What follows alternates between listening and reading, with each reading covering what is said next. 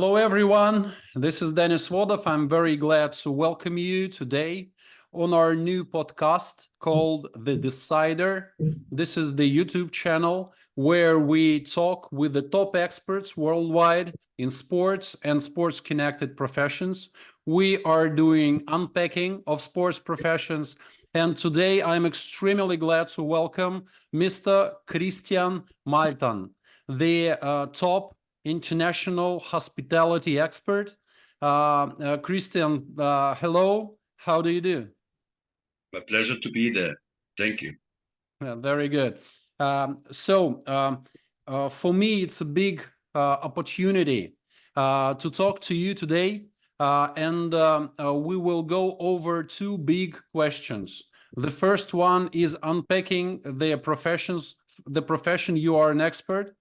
And secondly, I expect you to talk more about bobsledding because you are famous for being a big friend of bobsledding, a person from, let's first start from the blitz. I will ask you questions and try to answer them in a blitz mode, okay? So that we'll learn more about yourself. So, your hometown. Berchtesgaden. Your family, are your parents connected to sports? My family didn't really have enough time to do active sports because everybody was very much involved in this business. But we grew up with mountain climbing and skiing and swimming and all that stuff, which you do in the nature around here. Are your kids connected with sports anyhow? It's the same. I mean, they're working in top positions in hospitals now, and you can imagine how many hours there are and how tough it is. Sure. By the way, what's the profession of your father? My father was an architect and engineer. Oh, okay. Very good. And mother? My mother helped him in the business. We had our own business there. Very nice. Going further, university major. I decided after the high school to become a chef. Okay. And I wanted to study physics basically, but the whole subject was too dry. And then I decided to become a chef, and it took me from being an apprentice chef to the youngest gastronomic director of a 5-star luxury hotel, 9 years. All right. All right. Very interesting. But I know that you have a university degree, right? No, I don't. I taught in the university without a university degree. Okay. Okay. That's I know the top experts, they do teach in universities, sharing their okay. Yeah. The academies of Baden-Württemberg. Baden-Württemberg. Okay. And sometimes they take top professionals out of their jobs to teach in their classes on a regular basis. What subjects did you teach at the university? Oh, hospitality, gastronomics, the whole money system in a hotel and all that stuff. Okay, very interesting. What team do you support as a fan? What sports team? Russia. Russian national team. Yeah, absolutely. Amazing. This is one of the reasons why I wanted to talk to you. But we will go further on that. But anyway, as a German, do you support, I don't know, Hertha or Bayern Munich or some big football club? Let me say it a different way. I mean, it's fun to watch them. I'm not an active fan or so, because from my profession I had very spare off time, and I was more in sports involved, which you can do alone. So you never had to call a lot of people, whether they have the time, like football or basketball or whatsoever. So I was more into climbing, diving, hang gliding, motorbikes, and that stuff. I mean, you sit down, turn the key around, and you're off. Very nice. Okay, I got that. Your favorite book and author?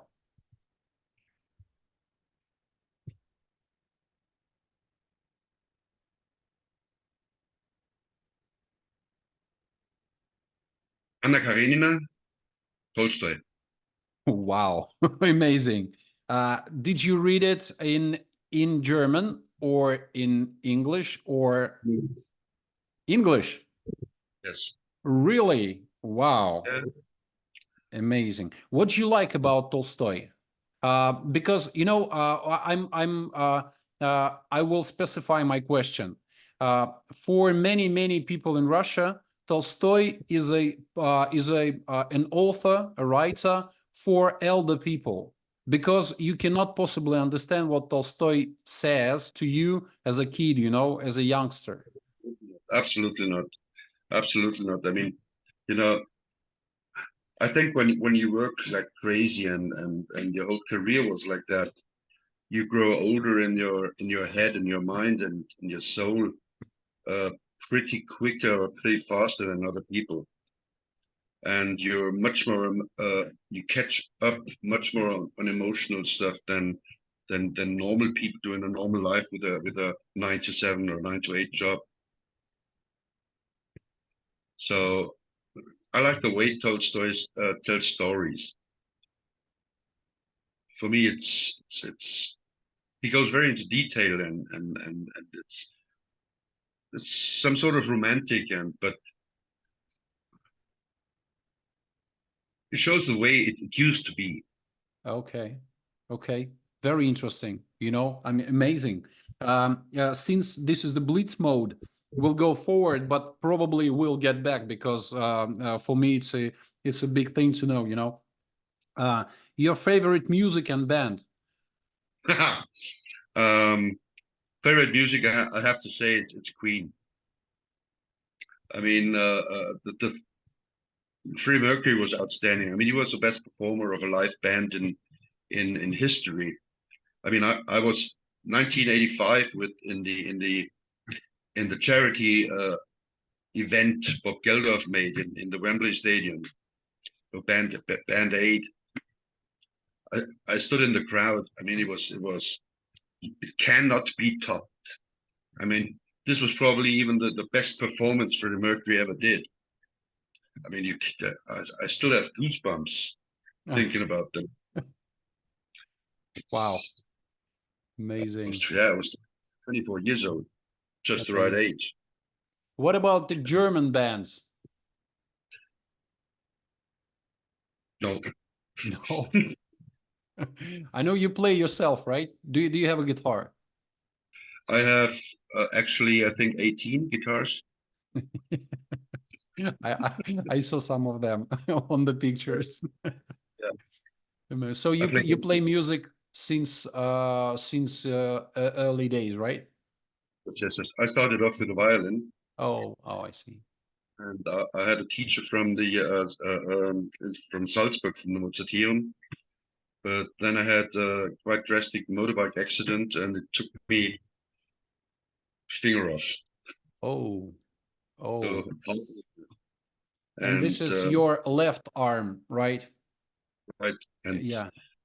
Okay. with half a finger missing is not possible. And in the bass guitar, the strings are pretty much they're wider apart than in a normal guitar or a violin. So I have the chance to have clear tones. So what age were you when you had the car accident on your motorbike? Uh, the accident I had when I was 19, and I started violin when I was 9. Oh, I see. Wow. After 10 years of your yeah, exercises, you lost 1/3 of your finger, right? Yeah, Amazing. right. Wow. I never knew this, although we know each other for years already. Yes. Uh, since we are planning to talk about bobsledding, Yeah. what song do you think could be named the hymn of bobsledding, the song of bobsledding Oh, soundtrack? I think Whitesnake. White Here I Snake. go. Okay. Very interesting. Never came across, although I asked this question from like many times, many athletes. I asked them about that. Okay, turning to hobbies. Cars, motorcycles, guitars, bobsleds. Can you tell us about your hobbies? The What I really enjoyed and what I was really good at was diving. And I was diving for many years. I became instructor. I mean, I never had a diving school or whatsoever. I just did the education as a rescue diver and master diver and instructor just for the knowledge. And I have to admit, because uh, you hardly find in the times where I was able to dive, you hardly find people who can come with you. So I have a lot of dives on my own, and that's when you have to plan your dives minute per minute and don't change the plan.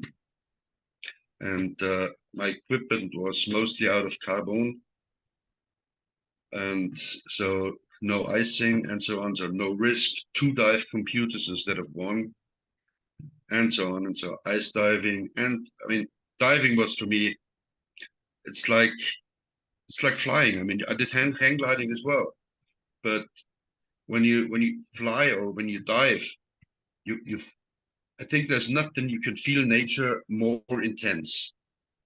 And these 3-dimensional moves you can have up in the air or down in the water, there's nothing else like it.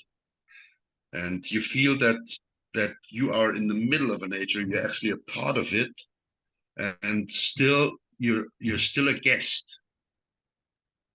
And in the end, when it comes to when it gets tough, you see that nature is always stronger. What about cars? I know you have lots of fancy cars, don't you? Yes. Yes, I wish the last 30 years I wouldn't have spent that much money on cars.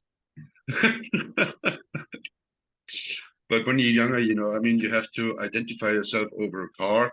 When you have a big car, then it's nice because it shows that you're good in your job.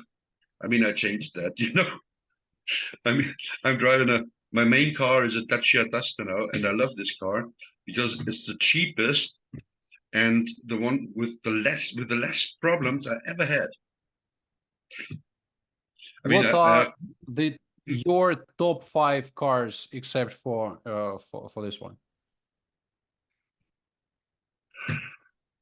I think very much underrated is Jaguar. Since Jaguar was taken over by this Indian guy, Tata, uh, they have Technic and they have. I mean, the car is simply out of this world. I own an F-Type, and it's hammer. You can't compare it inside with a Porsche. It's hand sewn leather, but still the performance is out of this world. I mean, the whole car is aluminium, doesn't weigh anything, and still got hundreds of horsepower. Then number 2, I would say 911 Porsche. Every man who can afford it should own at least once in his lifetime a 911 Porsche, just to know what it's like to crash it. Let's consider this an advice from your side, okay? Nice So advice. the new ones have a lot of technique, but the old ones, I mean, they show you when it's raining and the street is wet. They they show you who's the boss. I see. Okay. Okay. Thank you. Going forward. Yeah. Who is the winter sports athlete who motivates you most and why? I thought about that quite a long time over the years. And I mean, Germany has brilliant bobsleighs, no doubt at all. And biathlon, we have very strong people.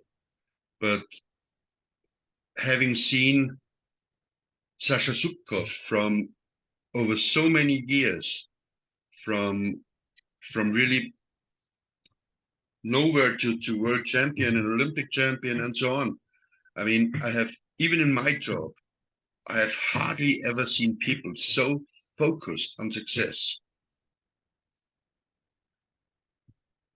He was really driven for success, which was sometimes not easy for the team as well. And he had he was a special person in the team. I mean, he was the performer.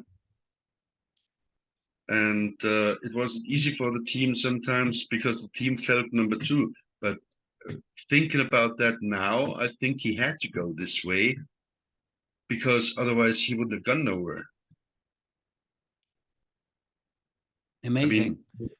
mean, It is really unexpected because you know that we haven't discussed it before.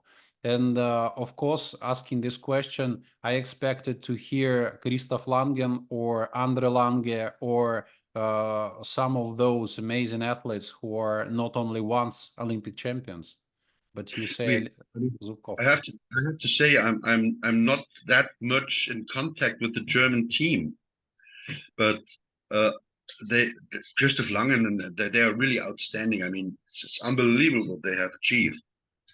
But I had the privilege to get to know Sasha Zubkov pretty close, and he's definitely not an easy person. But I don't think you can be easy when you want to go to the top. You can be fair, but you cannot afford to be everybody's darling. May I ask you this question? Because, okay, we're in the middle of blitz mode, but I think that this is very important. As a professional, as a top professional, a renowned one, do Yeah. you agree or disagree that a very talented person, a top professional, he may not care too much about how he's accepted by people, how people about people's attitude towards his personality? Let me tell you that in a simple way. I was standing in one of the, let's say, in an extremely good restaurant. I was cooking there, and I had 20 people in a I think it was a 10-course set menu. And from the sixth or seventh person, I didn't like the sauce in the main course anymore. So I changed it. You know, you cannot be everybody's darling when you want to perform, you have to bring the best what you can. And I mean, you have to know that this is the best. And you have to look in the evening in the mirror and say, I gave everything I could. And whether people like it or not doesn't really matter. I mean, Wow. especially in Germany, when you go new ways or you have new ideas or whatever, the first thing when you discuss it too loud is that people go all over the theme. 50% like it, 50% don't like it, and tear it to pieces. So the best thing is don't get involved, live your dream, focus on that what you want to do, and go for it. Would you violate rules to achieve or to perform to perform the peak performance? No, never. Sticking to rules, but don't care what people think, right? Right, because people think too much. I mean, everybody gets involved into everything. When you have a football game in Germany, we have 82 million trainers. Well said. Well said. I'll put it down. Very nice. It's the same in a profession. Can you tell us about your business philosophy? Work hard, show discipline, care for your people, and never forget where you came from. Very nice. Four points. 4 points. What's that? Don't forget where you came from. What do you mean? Your roots are important for your success, or don't look down on people, or what do you mean by that? Exactly that. The roots are not that important. I mean, whether you are born in Russia or whether you're born in Germany or whatsoever, I think more important is how you grew up, where you grew up, um, and what difficulties you had to go through to make this dream possible.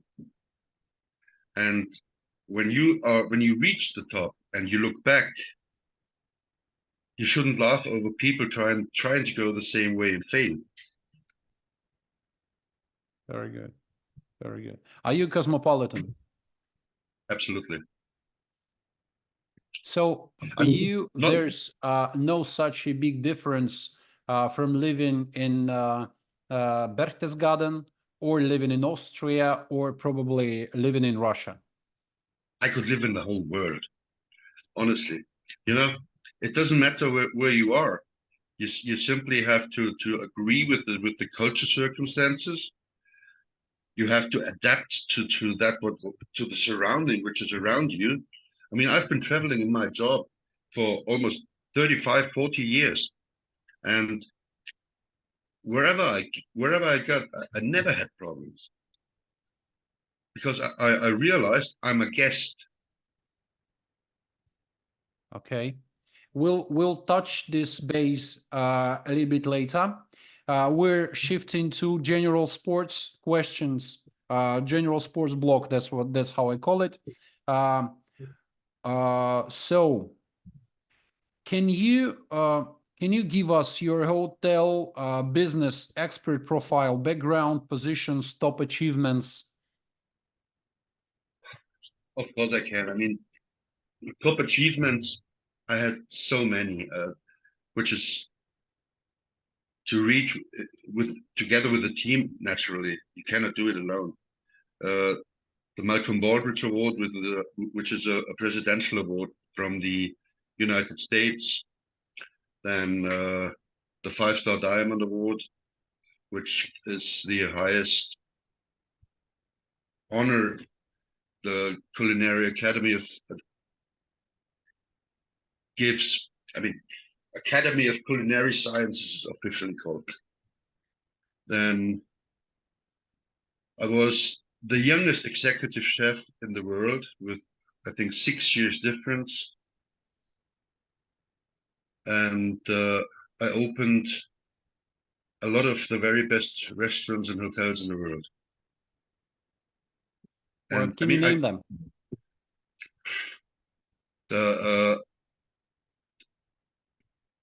the Manoir Cut Saison was open already. I went there, and when I was there, it got 19 points Gourmet meal.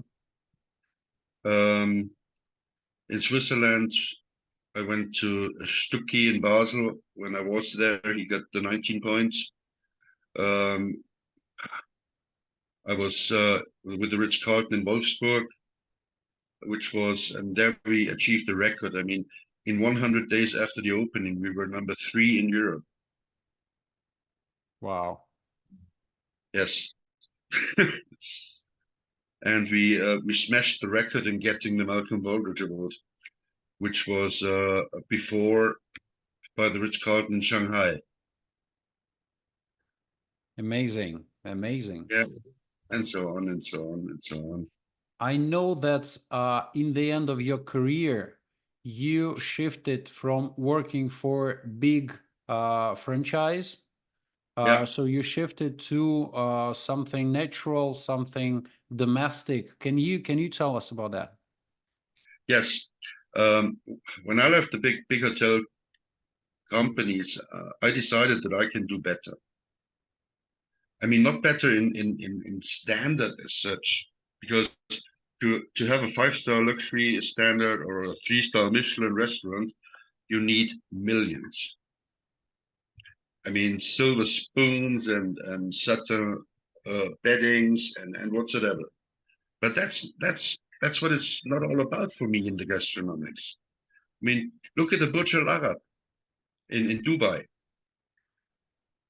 probably the most expensive hotel ever built. As far as I know, it was $2 billion to build the whole thing. And they have everything what you probably can buy with money. The only thing what they forgot to do is to get the heart and the soul of the team. Okay. I mean, you know the Russian team very well for years now. Have you ever seen anybody talking about my place without a smiling face? I know what you mean. And I know what you mean. Wow, interesting. Interesting. Um, What's your vision of, sorry for jumping from one big question to another one, but this is the characteristics of this block of questions. What's your vision of a healthy lifestyle? a balanced lifestyle. I mean, fish, vegetables, salads, meat. Um, I don't think going vegetarian or so is the right thing to do. I mean, if you don't want to kill animals or eat the meat of killed animals, I can understand it, but I couldn't do it. Okay. I would never kill an animal just for the sake of it. I mean, I wouldn't go hunting just for the fun. What I kill, I eat. Okay. But I think you have to really mix it up very well. A little bit of everything, I think, is the healthiest way to do it. All right. Very interesting. And the point of view is also, I got what you mean. What about healthy sports? Do you think there are healthy sports and unhealthy sports?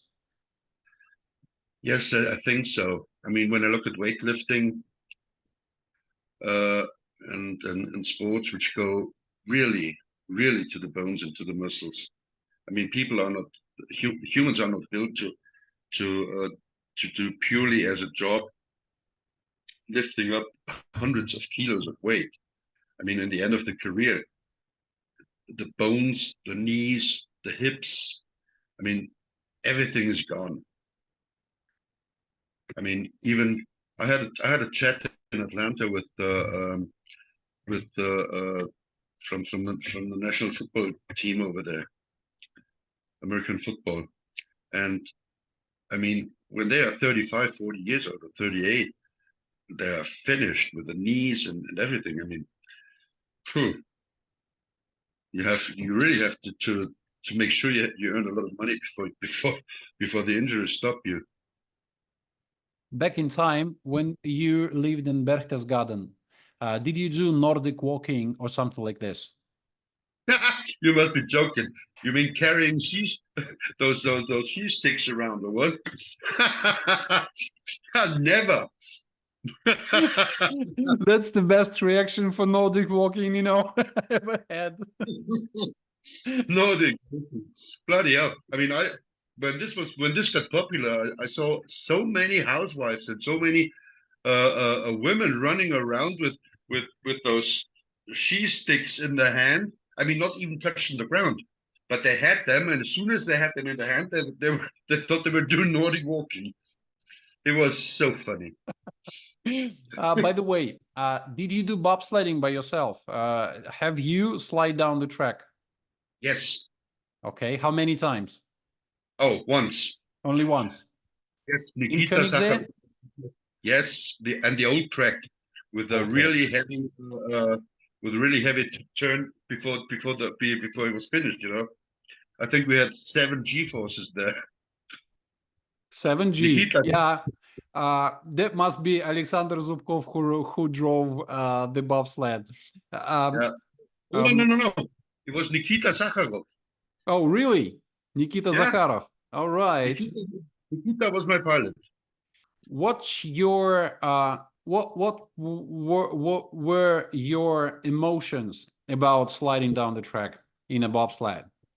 Unbelievable, unbelievable. Really. I mean, I grew up there. My whole childhood was there. I know that from walking up and down. I know the track just like this. But going down with Nikita in the back, in not one single turn, I had a clue where I was. I just went boom, boom, like this, and then boom. It was. I mean, this is something for a lifetime. Really. I mean, really unbelievable. And on Were you the scared? What was it? Any fear? No? no, not at all, No. not at all. But But when I went, what if there will be a crash? hey, Nikita wouldn't have crashed me. Come on. Nikita had crashes in his career. I know that for sure. Trust the Russian team and God. Okay. Okay, that's a pretty good approach, I suggest. How do you describe a genius champion? I think it's similar to that what I said about a true professional. You know, when I look at football players, for example, or Formula One drivers, where they earn money like 40, 50 million a year, being 21, 22, 23 years old, I simply think it's not right. Because even in football now, look at the European Championships now. I mean, it's when you look at when you look at the field, it's just about who has the most fancy haircut, who's got the biggest car in the garage, and then something like Italy happens. They're gone. Eighth final, and there's a video on YouTube as well where in a German pizzeria, an Italian it's the Italian owner of the pizzeria throws his pizza against the huge screen in the restaurant, and one of the guests wrote underneath it, it's pizza non qualificazione. No, it's too much. Dennis, it's simply too much money involved now, and I don't think that's right. So do you It's, think a genius champion doesn't care about money at all? I had a chat with Rotislav Gajutjevic, Okay. and that I think it's The one or current two, Russian national team in bobsledding leader, right? right? And that was Okay. 2 years ago, and he was having a tough time, and because the whole team was just blocked from any international championships and so on and so on and so on, and he was really down. And I said I wrote Bratislav, you know, there will be Russian championships as well, and they're just as important. I mean, for me, a world championship without the Russian team is no world championship. It's pretty stupid just to eliminate uh, a competitor with foolish political reasons. And I said to Rotislav, go down there, forget about medals, forget about the trophies, forget about the fame and the money. Do it for fun, and do it in a way that you can look yourself in the mirror on the finish line and say, I did the bloody best thing and I had fun. And that is the reason what every professional should do. Because when you have fun in what you're doing, you can perform. And you can perform much on a much higher level that people who are afraid to lose or tense or bloody hell what they're gonna say, what if I'm just third and not first, and so on. Don't care about it. Was this the same way you motivated your team back in hospitality business? Absolutely. Forget about the money. When you're good, and as long as you do it with fun and as long as you love what you're doing, you're going to be good. And as soon as you're good, the money comes anyway. Okay. What else except for the money makes a very good athlete not be a junior champion, except for the money? Fame. Fame. Yes. Just similar with politicians. We have politicians who are absolutely not capable of doing the job, but they keep their face in the camera wherever they can. And a lot of sportsmen, or a lot of top professionals in any business, they go pretty far. And when the press starts to get interesting, they give interviews there, interviews there, interviews there. Don't care for the job anymore. Don't care for the sports anymore, or it gets less and less and less and less. They just do it then for the attention. And you shouldn't do it. You know, Ferrari could produce much more cars. They don't want to do it because then everybody had a Ferrari, and the whole image is gone. And that's what you should do as a professional, as a top athlete as well. Give interviews when you reach something, when you're up the top or whatsoever, but don't run behind the press. But Wow. because if you're not interesting anymore to the press, they drop you just like a hot potato. I have received a few very unexpected information for me personally. And let's go on. Let's unpack bobsledding for me from your like point of view. Okay, that's interesting.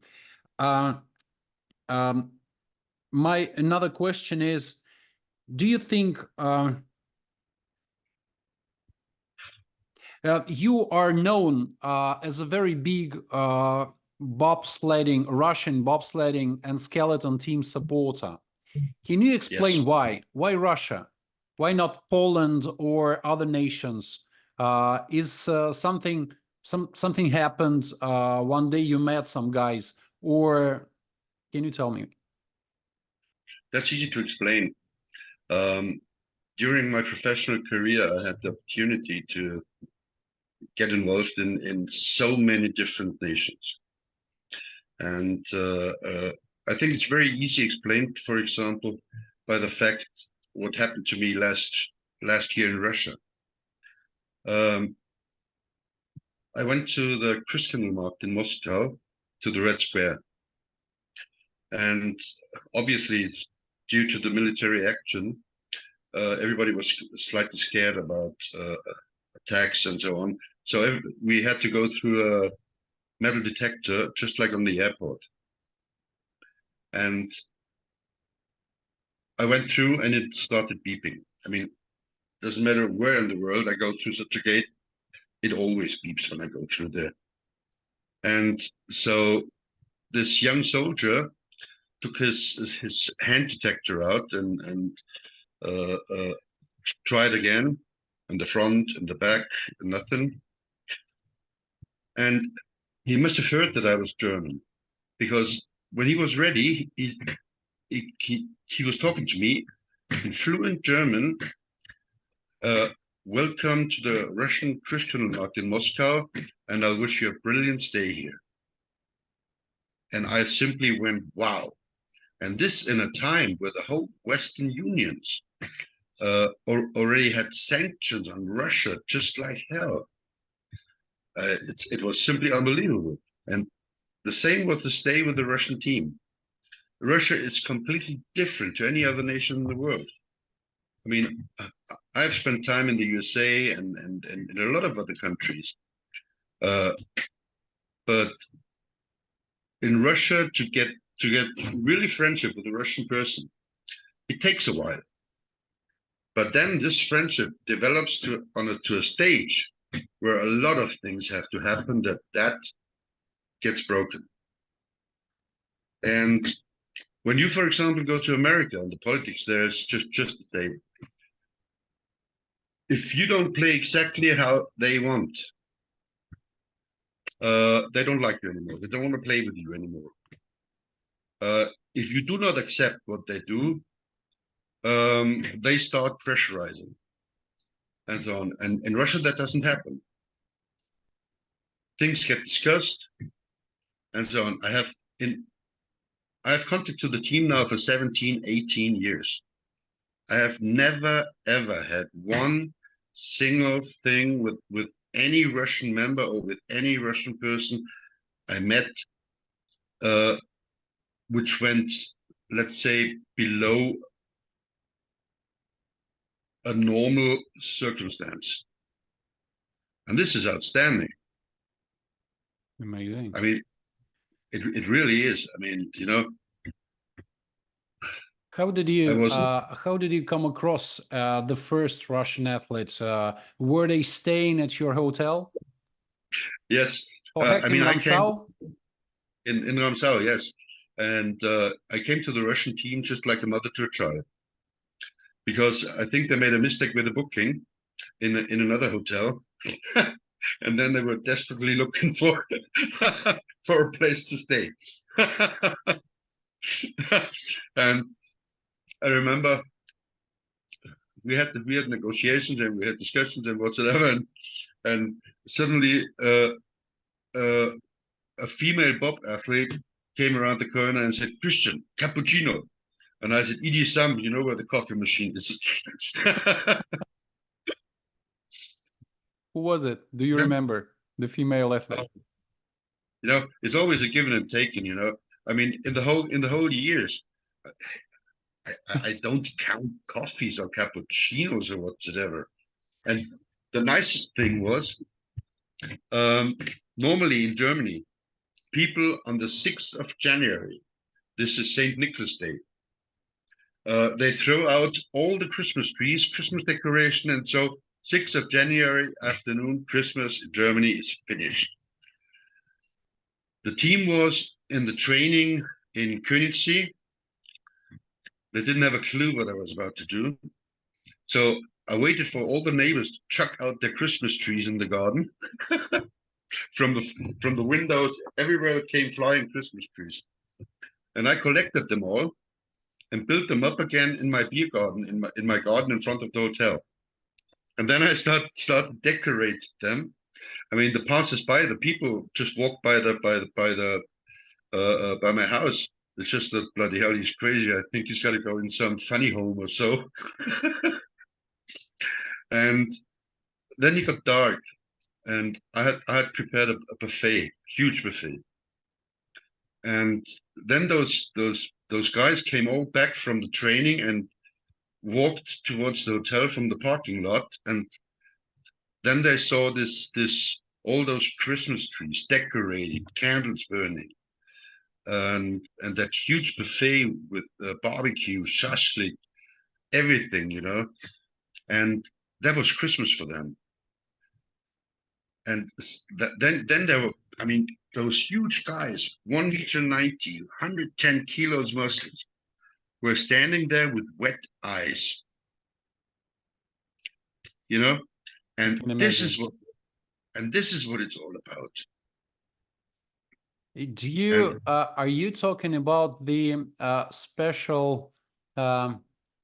special attitude towards people from Russian people? Do you are you talking about something that is called Russian soul?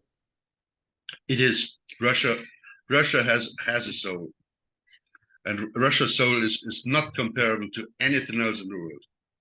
How do you It's explain it? How do you explain, since you've read Tolstoy already, since you know many of the Russian bobsledders? I would explain it as a huge Siberian bear, um, dancing tango with a small German rabbit. Ah, and not eating it, right? I mean, we had so much fun. And I remember later on in the evening, and the guest room was completely full with all the stuff, and we had even newspapers and magazines and newspapers in the back of the restaurant sitting.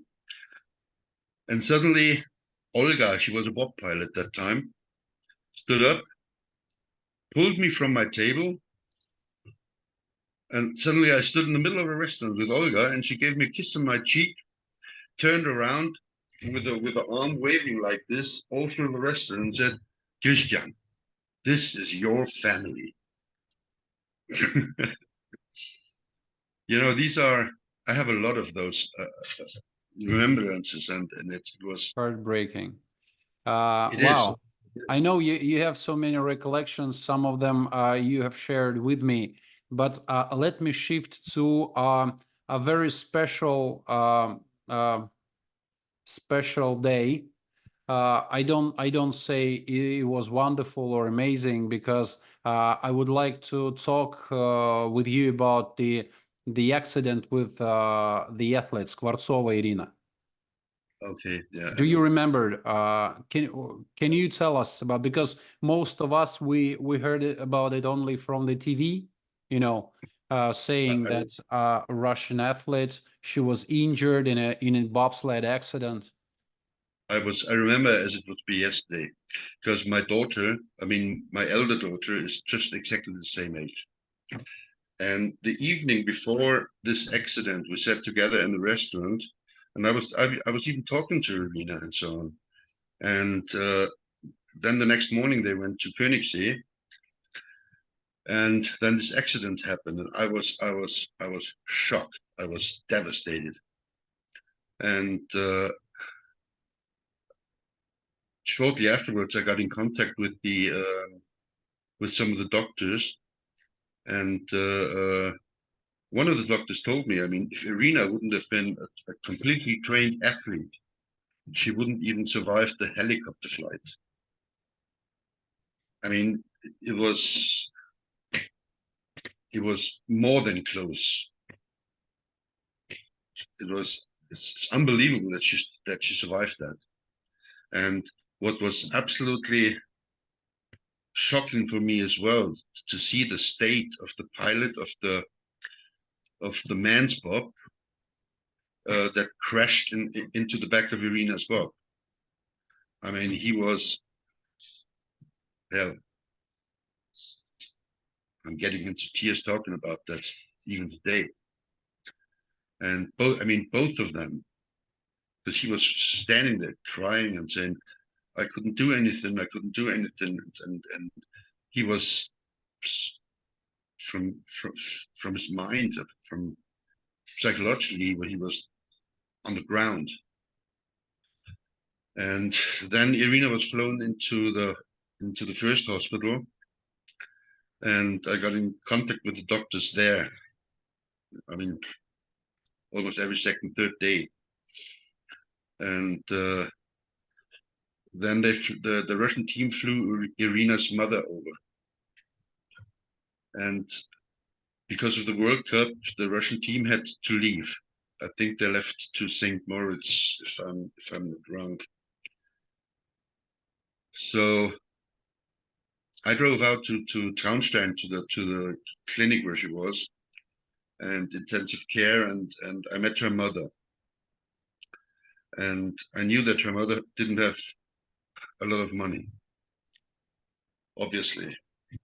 And I mean, Germany is not a country where you survive without money.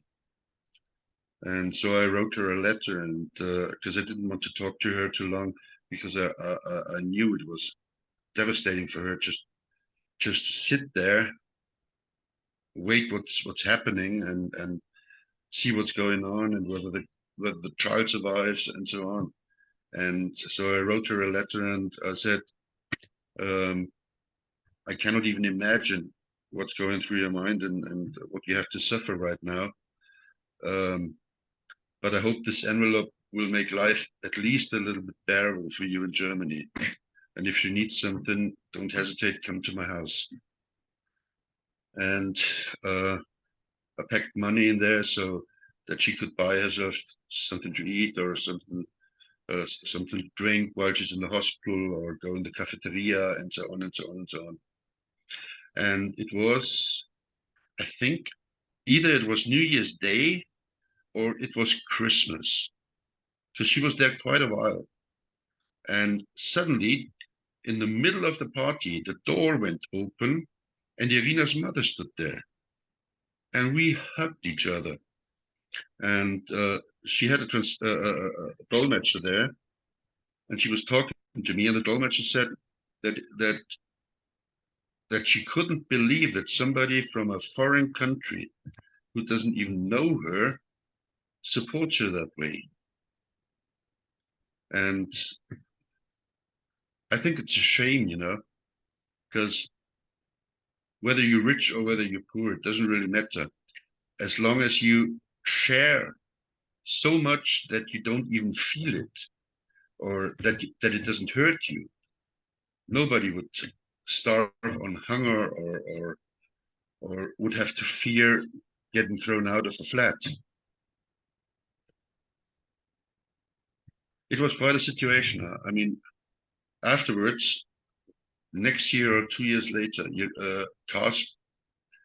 some cars drove up to the parking lot of the hotel, and Irina got out of the first car in crutches, like crutches underneath the arms. And I didn't realize in that moment that in the second and third car was Russian television and press. And I saw Irina because I was just standing in front of the house, and Irina came to me, and I was in tears. I couldn't hold the tears any longer. Unbelievable.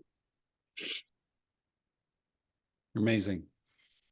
Yeah, it really was. It was very Well, impressive. Christian, let me thank you from all the Russian athletes. Of course, from one side, I would say this is very human to help Irina, but I know very little people who would spend their own money on that. Who would involve personally or so personally in this situation.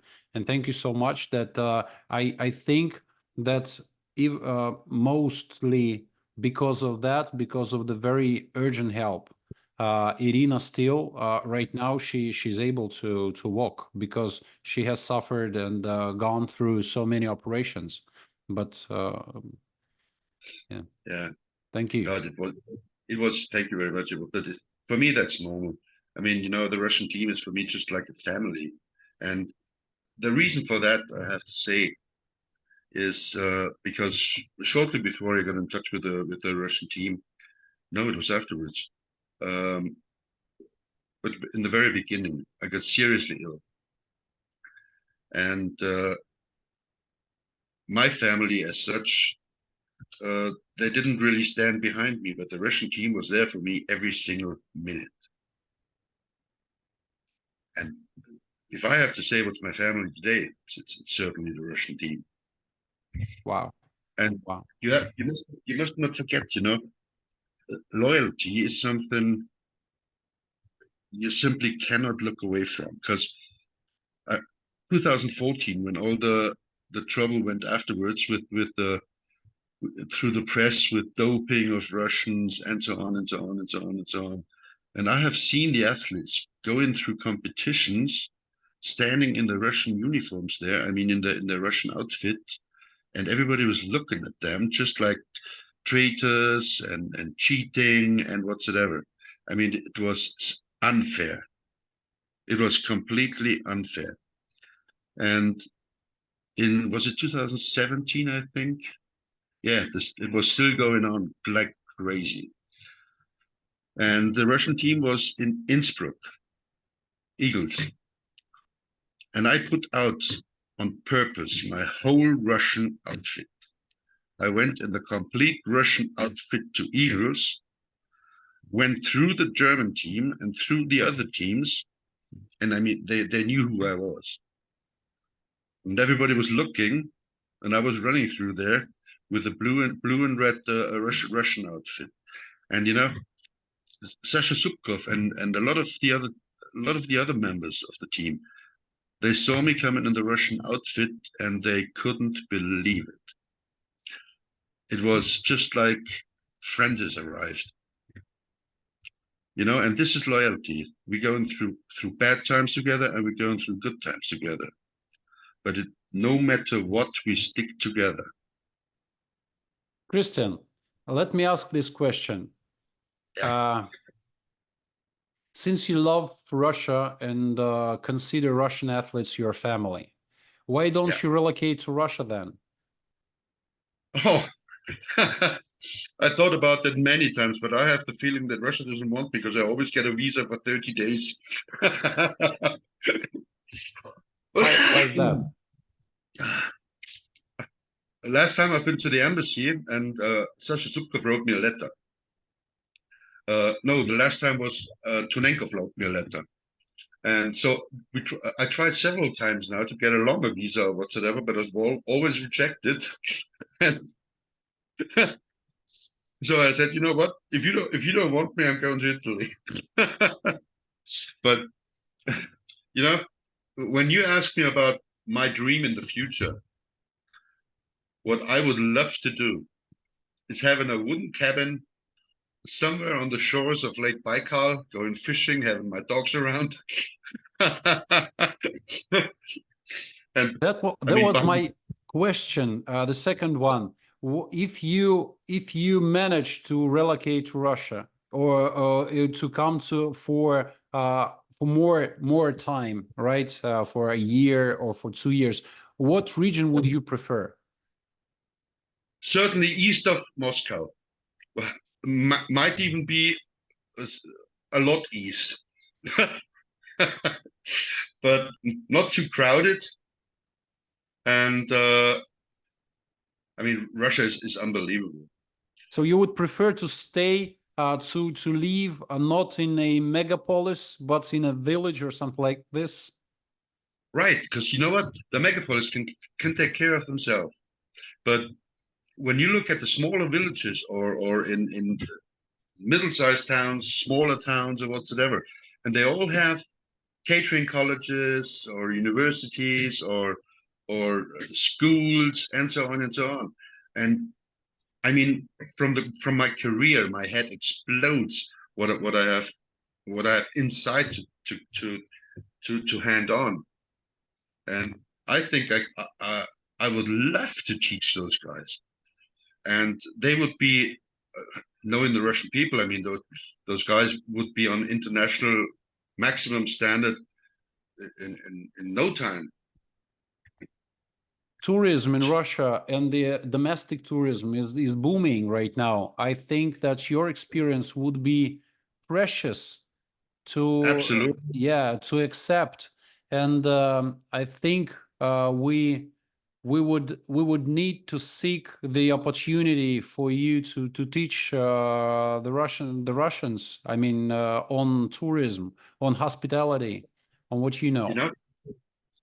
The problem a lot of the teachers do is they give the students, in the end, they give them the result. And you shouldn't do it.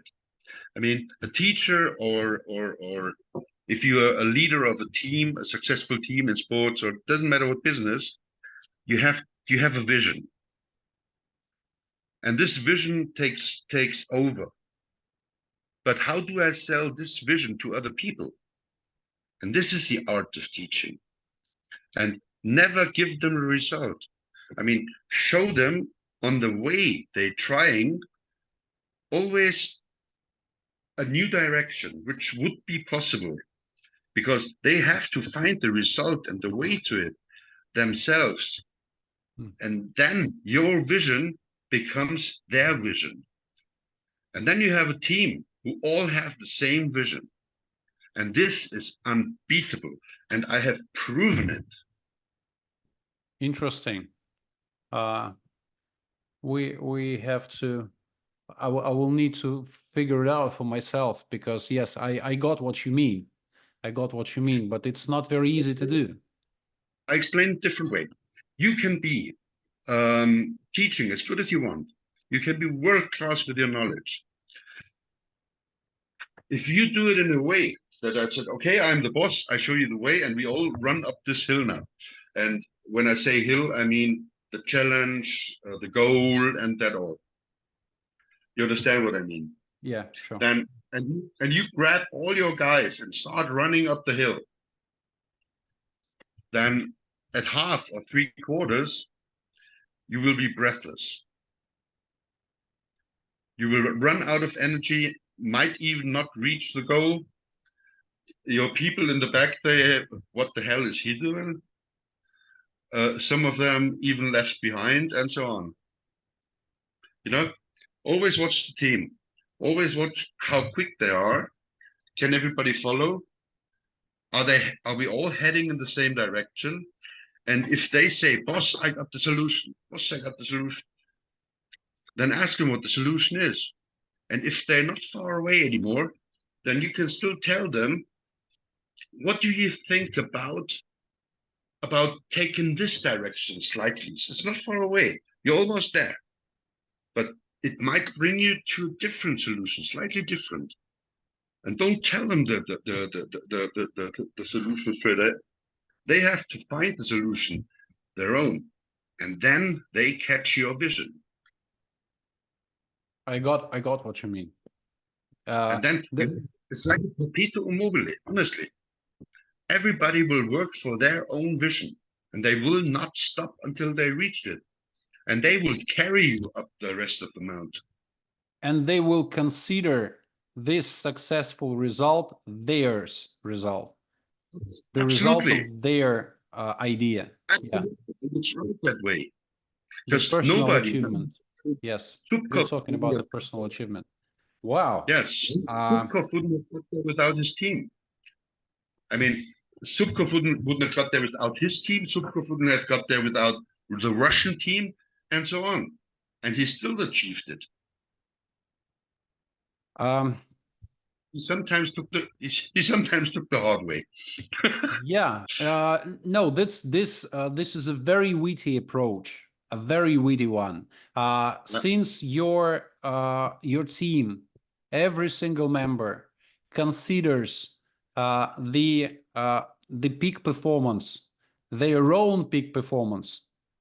If they consider the success that they are the authors of this success, you will not have to motivate them much. You will need to give them work, let them work. That's it. Motivation is energy. And if somebody's motivated, he doesn't need energy. He just needs the motivation. If the motivation is high, the guy doesn't need an input on energy. He just needs an input on knowledge.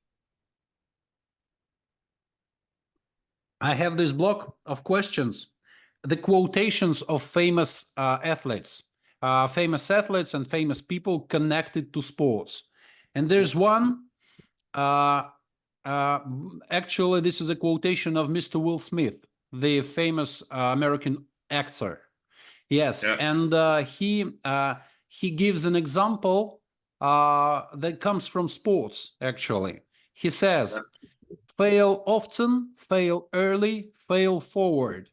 And he says, every single athlete is not afraid of a failure, because every single time he pushes, he does weightlifting, he does whatever he does it until he cannot perform.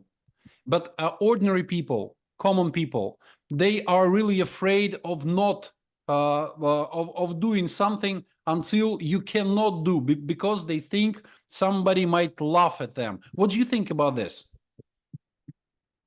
About a year before Niki Lauda died, he held a speech pretty similar to that. And he said, I dedicate my life my speech here in my life, not to the winners, but to the losers.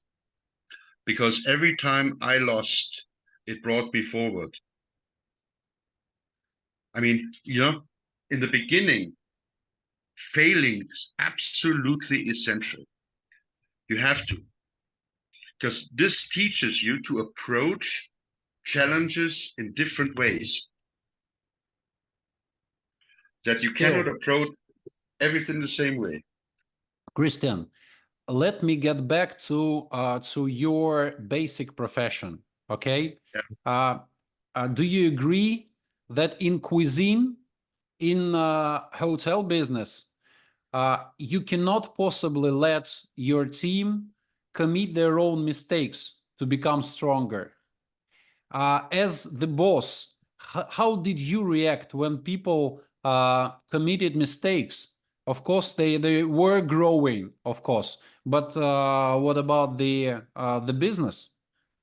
No, that this is not really true, because I show you an example. I remember when we had a huge opening of a world leading hotel, and the place was booked out because the press was all over it, and we were booked out from the first day. And our maxim was just to that not no guest would carry down the suitcases or the luggage or carry it up to the room. And we had a guest who had to leave early on an ETA on a high speed train, and we got the luggage down in the luggage room, and the chauffeur went with the Rolls Royce or the Bentley in front of the hotel, and we threw the luggage in and brought him to the station. We opened the boot, and it was the wrong luggage. This guy was furious. Under normal circumstances, he wouldn't come to the hotel, no way whatsoever anymore. The chauffeur went back to the hotel, got the right luggage in the boot, the other one back, and we knew where the guy was going to Düsseldorf. And with a Rolls Royce it was a Bentley, with a Bentley and the luggage in the back. The chauffeur went high speed on the autobahn, and when the guy arrived on the ECE at home in Düsseldorf, the chauffeur stood with his suitcases in front of the train, welcomed him home and said, "May I give you a lift home, sir?" And you know, a mistake can be turned in something extraordinary good. You just have to know how to deal with it. Amazing. Right. Right. But a mistake committed by an ordinary officer can be changed with the help of the top manager, right? Yeah, right. I would always say the top manager is for the daily routine of the business, not necessary. Because if you would need a manager to run a hotel, then it's the manager's hotel and not a hotel of a company. Very And nice. Amazing. I love what you say, because this is very close to what I really believe in, what I really trust. You know, you are a brilliant manager when you can get out of your office, and something happens to you, you have a car accident or whatsoever, and the next day another one can go in your office, continue leading the business without any reduce of standards.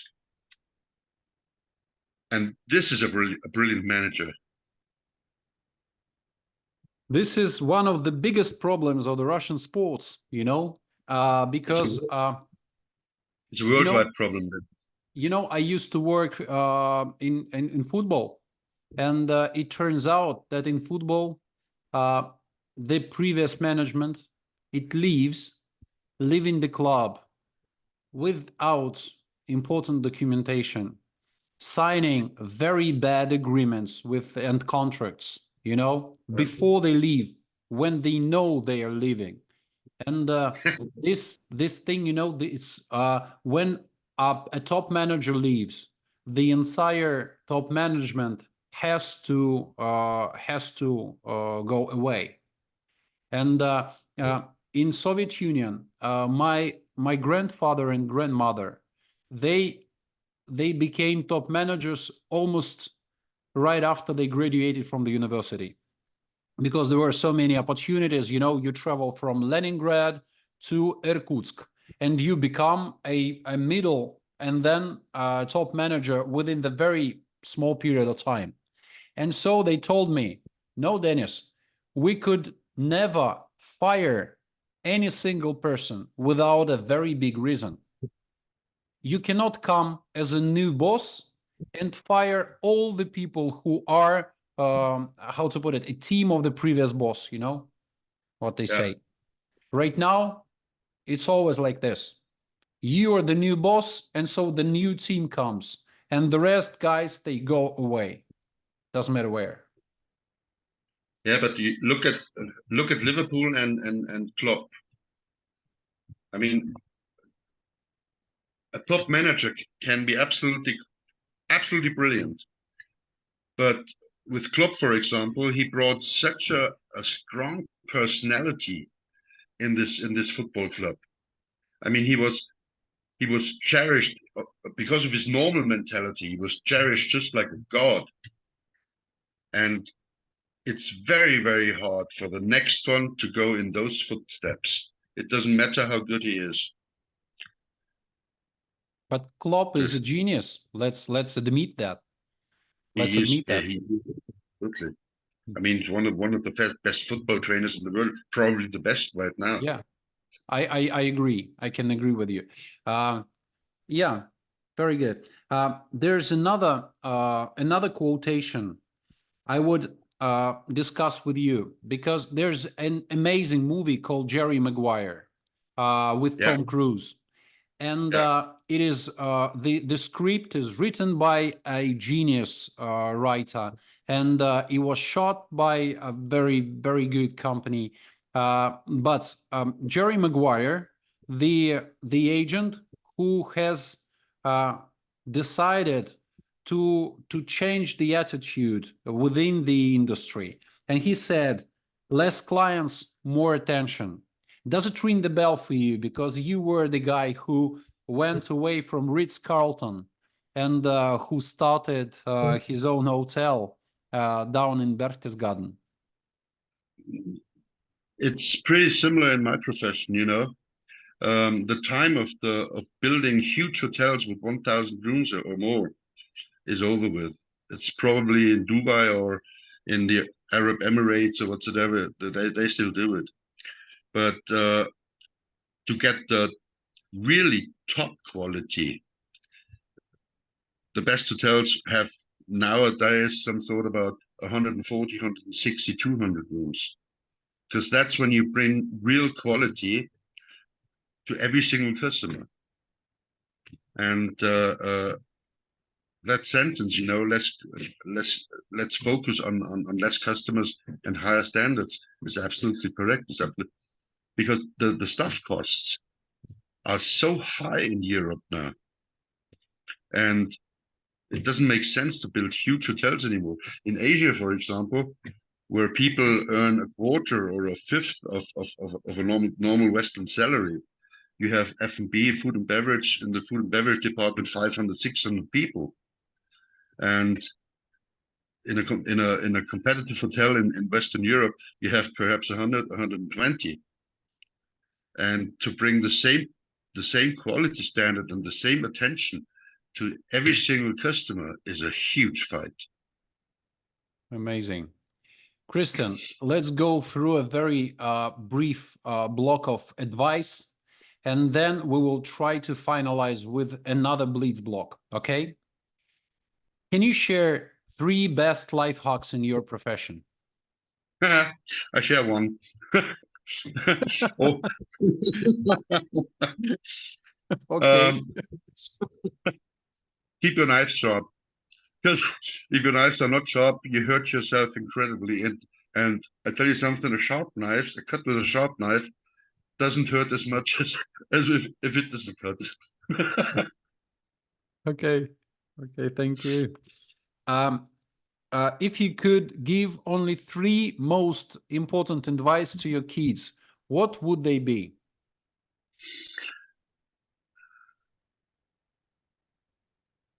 Do something with 100% love.